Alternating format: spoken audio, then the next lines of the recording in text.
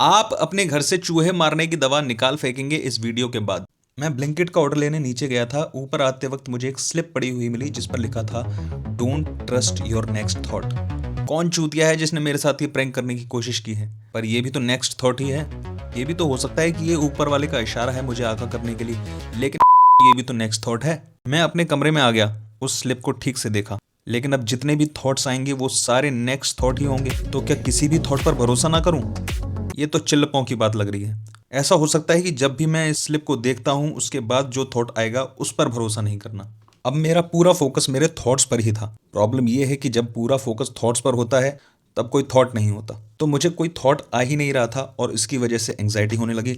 इससे पहले कि एंग्जाइटी बढ़ती मैंने वो स्लिप देखने की कोशिश की, लेकिन वो स्लिप कहीं पर खो गई थी। चलो इसकी वजह से थॉट्स आ गए कि वो स्लिप शायद नीचे गिर गई होगी या पंखे की हवा से उड़ गई होगी।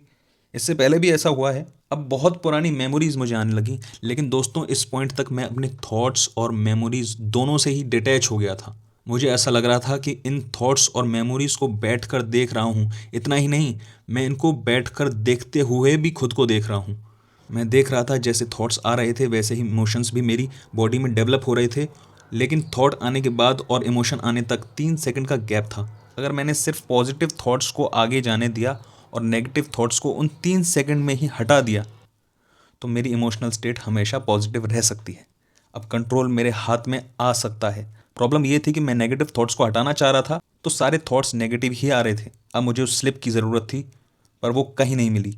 तो मैंने अपने नोटबुक से ही एक स्लिप फाड़ी और उस पर लिख दिया don't trust your next thought. लेकिन जो ब्लिंकिट से मैंने रेड किल मंगवाई थी वो तो वेस्ट जाएगी।